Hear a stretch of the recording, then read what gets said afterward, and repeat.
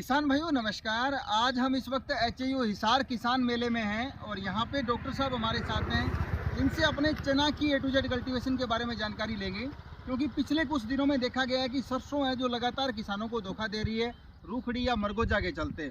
और गेहूँ के लिए अपने जैसे राजस्थानी बेल्ट से मैं आता हूँ तो वहाँ पर इतना पानी नहीं है कि हर किसान गेहूँ बोले, तो ऐसे में एक ऑप्शन बचता है अपने पास चना, जिसको अपने बुजुर्ग पहले से बोते आए हैं। लेकिन ऐसे में हरियाणा जो एग्रीकल्चर यूनिवर्सिटी है कुछ नई वैरायटियां दी है जिनको आप नहरी और बरानी दोनों क्षेत्रों में लगा सकते हैं, बढ़िया उत्पादन देने में सक्षम है। इसके बारे में विस्तृत चर्चा अपने डॉक्टर साहब से करेंगे। सर नमस्कार। नमस्कार। सबसे पहले तो अपना एक छोटा सा इंट्रोडक्शन करवा दो हमारे किसान भाइयों को। किसान भाइयों नमस्कार। मैं डॉक्टर सुनील कुमार दलहन विभाग में वैज्ञानिक के पद पर कार्यरत हूँ जी, और मैं चने पे कार्य कर रहा हूँ। ठीक है सर। जो चने की और चने में हमारी ये नई वैरायटी है हरियाणा चना नंबर 7। ठीक है। ये हमारी जो नई किस्म है इसकी जो सिफारिश की गई है नॉर्थ वेस्ट प्लेन जोन के लिए की गई है। यह किस्म लेट सोन के लिए की गई है, यानी कि जो देरी तक बिजाई के लिए उपयुक्त किस्म है। इसकी बिजाई 10 दिसंबर तक की जा सकती है और लेट बीजने में जब अनुमानित इसका 10 से 12 कुंटल पैदावार ली जा सकती है और इसका सीड रेट 15 किलो प्रति एकड़ है। और बिजाई से पहले सभी किसान भाइयों को बेबिस्टिन जो एक दवाई आती है उससे इसका ट्रीटमेंट करें। अगर हो सके तो किसान भाइयों को राइजोबियम का भी टिक्का लगाना चाहिए, जिससे कि कुछ जो राइजोबियम के कारण क्या होता है, कई बार हमारे फफूंदीनाशक कुछ ऐसी चीज़ें होती है जिनसे कि हमारा जो बाद में उखेड़ा रोग आ सकता है तो वो भी ना आए। इसलिए सीड का ट्रीटमेंट बहुत ही ज़रूरी है, क्योंकि सीड के ट्रीटमेंट का वैसे तो खर्चा कोई ज़्यादा खर्चा नहीं रहता, 50 रुपये ही खर्चा रहता है।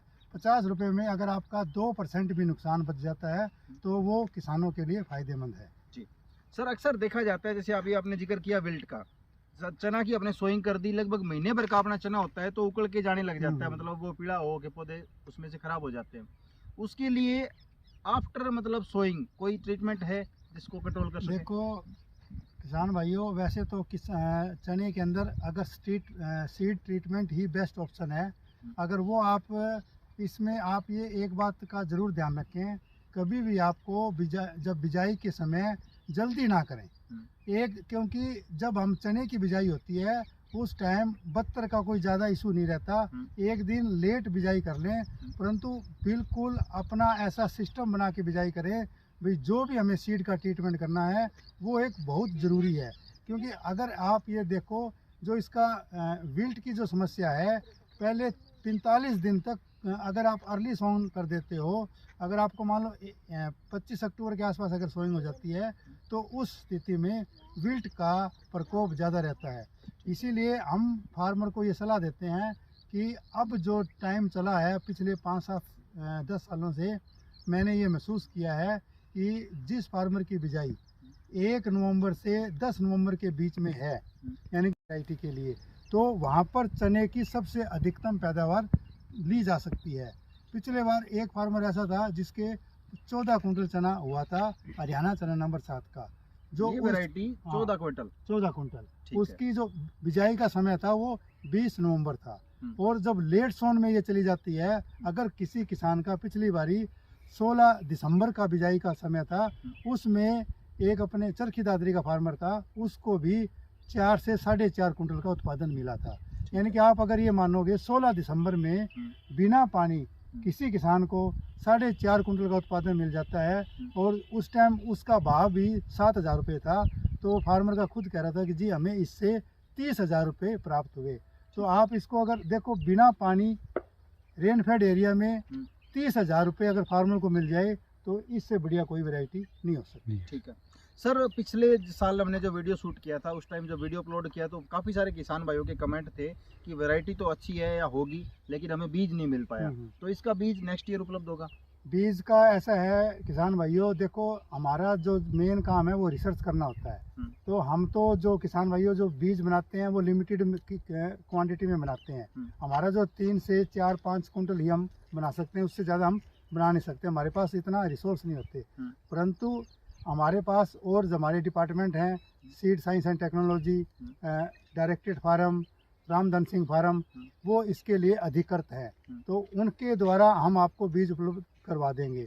परंतु फिर भी जैसे इस बार क्या हुआ, अब इस वैरायटी का अब ये 2020 में रिलीज हुई थी, ये 4 साल हो चुके हैं। अब ये हमारी वैरायटी सीड चेन में आ चुकी है। अगर किसी किसान भाई को बाय दी वे यूनिवर्सिटी से बीज नहीं मिल पाता है तो मेरा फ़ोन नंबर 98 778 08271 ये फ़ोन नंबर है, इस पे आप मेरे से संपर्क कर सकते हैं।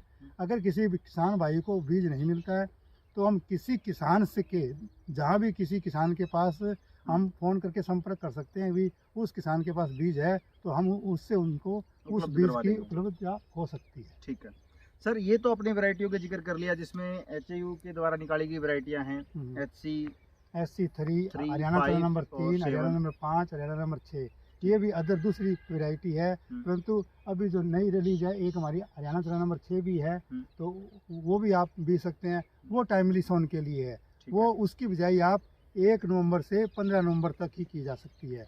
उसकी भी 15 किलो बीज की मात्रा है और उसमें भी अगर सीड का ट्रीटमेंट किया जाए तो बहुत ही अच्छी बात है। ठीक है सर, एक ये रहता है जैसे मैं बरानी क्षेत्र, मेरा नोर बादरा क्षेत्र एक अनइरिगेटेड एरिया है, तो यहाँ पे क्या है बरसात के ऊपर आधारित ज़्यादा है, तो इस वैरायटी को नहरी और बरानी दोनों के लिए देखो किसान भाइयों, इसमें मैं आपको बता देता हूँ, वैसे तो जो भी चना लगता है हमारा जब मानसून विड्रॉल होती है 15 सितंबर के आसपास हमारी मानसून विड्रॉल होती है।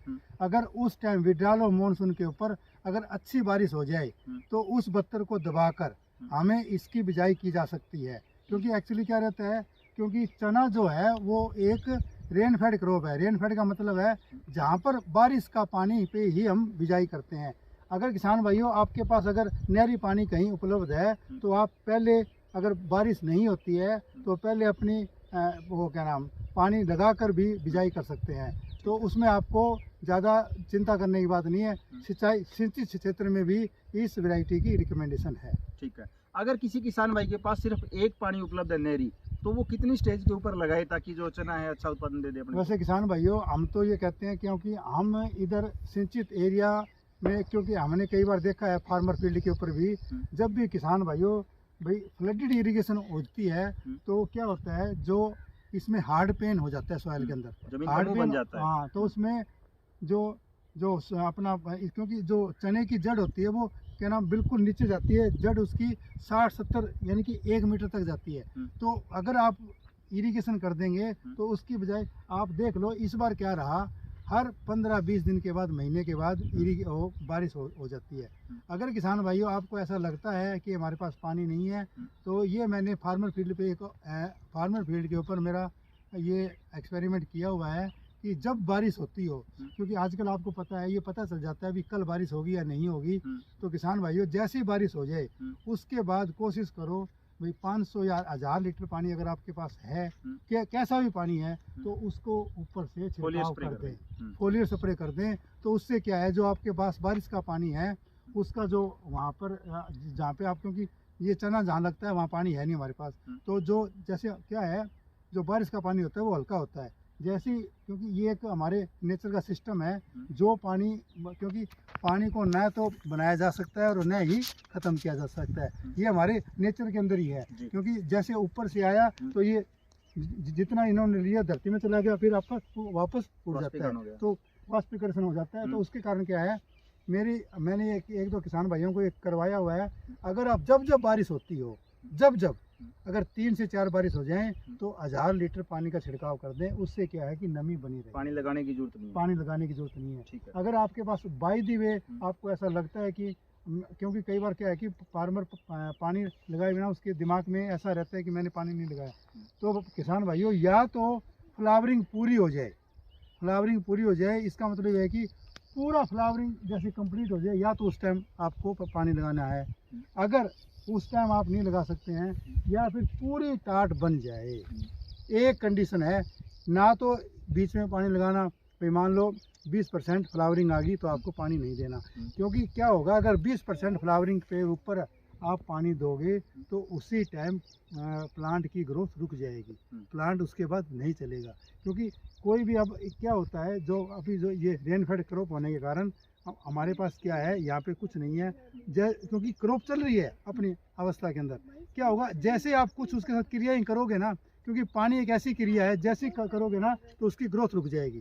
तो फ्लावरिंग या तो पूरी हो जाए उसके बाद पानी दो, या फिर जब 90% पोड डेवलप हो जाए, ये आपको पता चल जाएगा।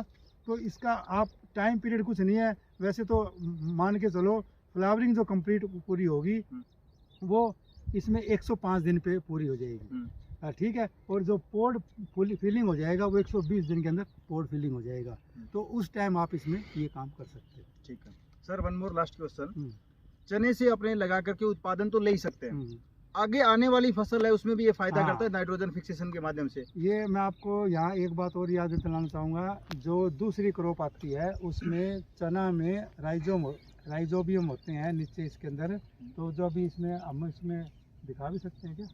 बिल्कुल दिखा सकते हैं। हाँ, उखाड़े कोई पौधा? हाँ, ले लो एक अंदर से देखो, मिल जाएगा।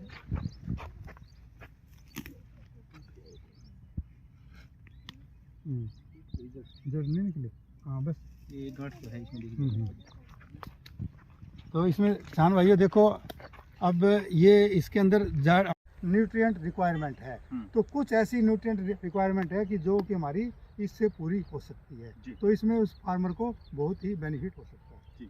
काफ़ी अच्छी चीज़ डॉक्टर साहब ने बताई अपने को। अगर अपने चने के ऊपर देसी कपास या नरमा बीटी कॉटन लगाते हैं तो एक तो अपने को ऑटोमेटिकली यानी नेचुरली जो यूरिया खाद है वो मिल गई, तो पौधा जल्दी ग्रोथ करेगा, यानी उसका उठाव बहुत शानदार होगा। दूसरा ये है कि इसमें जैसे दाल वाली फसलें आपने लगाई है